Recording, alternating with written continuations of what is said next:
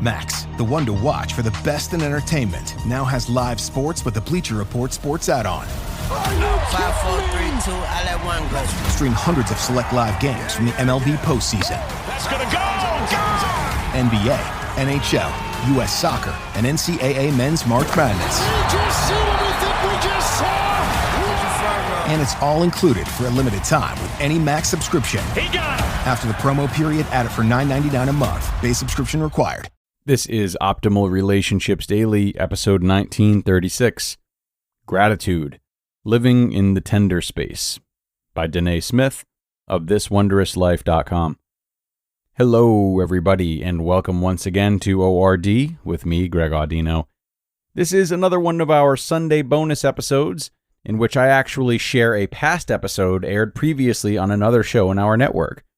The hope with these is that you enjoy hearing from other narrators, might want to check out our other shows, and more often than not, they cross over with relationship content too. We pick these articles pretty specifically. This is definitely the case today, as gratitude is a big part of making relationships work. So let's hear Justin of Optimal Living Daily provide the reading and his narration as we optimize your life. Gratitude, Living in the Tender Space, by Danae Smith of ThisWondrousLife.com. There are days that feel hard, not necessarily because stuff is out of whack or not working out. Everything is as it should be, but still, it feels hard. It feels as if pieces are missing or just aren't fitting. It feels as if there isn't enough and never will be enough. Yesterday was one of those days for me. Yesterday was a day of a lot of feelings, mostly familiar. Tears burned at the corner of my eyes as I kept thinking about how things were and how I wished they could be, and all the ways they weren't what I felt they should be. Discontentment and discouragement stood ready to receive me. It was easy to follow them. I get comfortable and run the gamut of woulda, shoulda, coulda. To be honest, I kind of went there a little bit. It's quite easy to do. It's easy to make myself at home in a space full of questioning, doubting, and worrying, even though it is not where I want to be.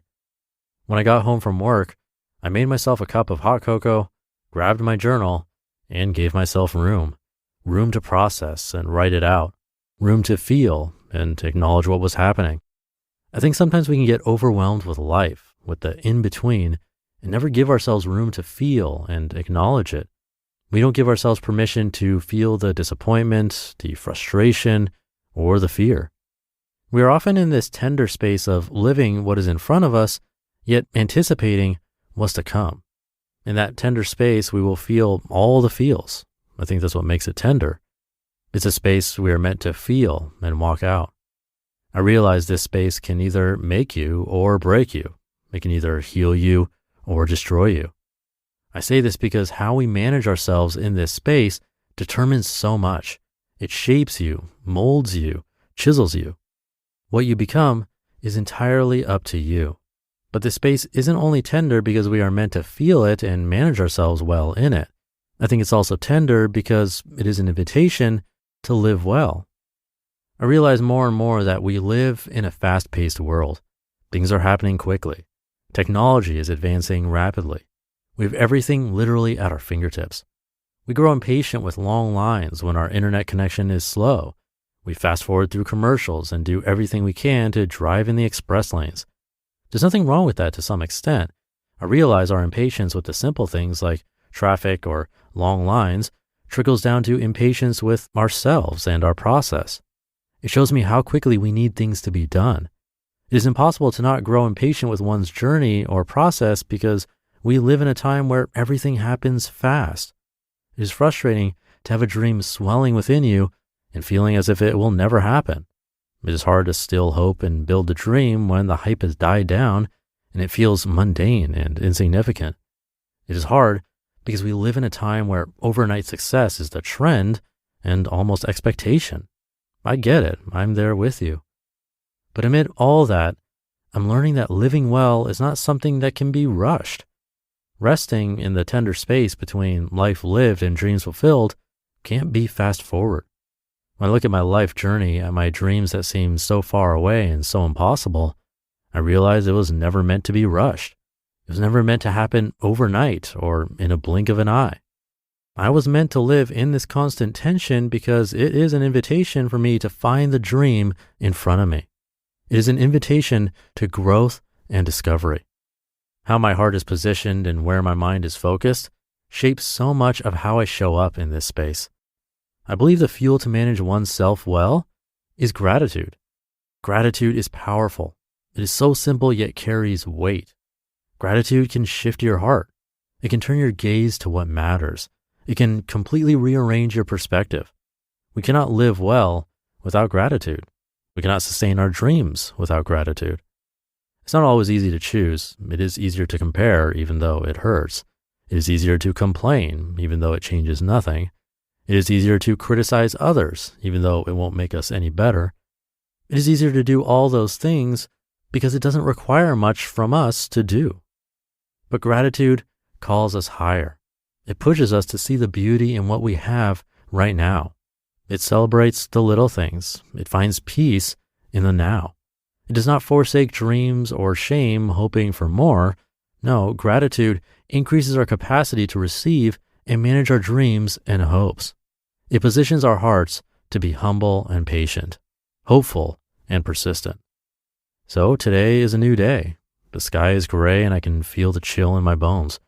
Even so, I will choose gratitude today. I'll choose to be thankful for what I have now and find joy in it. I won't bemoan where I am. I won't compare my journey as I build this wondrous life and as I live my life. I won't criticize the success of others or judge their journey. No, I will choose gratitude, giving it permission to shift my heart, turn my gaze, and clarify my perspective. What will you do? You just listened to the post titled Gratitude, Living in the Tender Space by Danae Smith of thiswondrouslife.com. From Marvel Studios. We can't do this alone. We need Captain Marvel. I got this. On November 10th. You took everything from me, and now I'm returning the favor. That's not good news. An Avenger returns. She's targeting every planet we call home. And a new team assembles. We have to stop her. Together. Higher, further, faster. The Marvels. In theaters November 10th. Rated PG-13. May be inappropriate for children under 13. This episode is brought to you by Pete's. Few things start your day better than a good coffee. That's why Pete's hand roasts their coffee from a specific selection of high-quality beans. And they don't just put those beans into anyone's hands. Pete's trains their roasters for 10,000 hours so they can master the roast that gives you the most. Pete's Coffee. Coffee for coffee people. Find Pete's online or at your local retailer. And thank you to Danae. I couldn't agree more. Patience is one of those traits that seems harder and harder to come by, just because the things we used to be patient with in the past now have faster solutions, just like the examples she mentioned, like fast forwarding through commercials. Granted, we'd often channel surf during commercials back in the day. That was our way of getting around the commercials. But so many other things that would take a long time or a lot of effort, like getting directions instead of GPS, slow internet, calling someone instead of email or text, all these things have changed so much over time to make them more quote-unquote convenient. You can even listen to this podcast faster if you want in most apps and select 1.5x or 2x the speed. All of this has happened, and it can make us more impatient. But patience is an amazing trait, and it takes people places. People who I've seen reach their own definition of success will likely say that they had a lot of patience in a place where others did not. If you can stand out and have that patience in pretty much whatever it is you do, I think you'll prosper. So have that patience, stick with it. Thank you for being here and listening to me and for subscribing to the show. That's the only way I've been able to continue doing this. It's by you subscribing and coming back to listen patiently. So thank you. It means a lot. And I'll be back tomorrow reading to you where your optimal life awaits.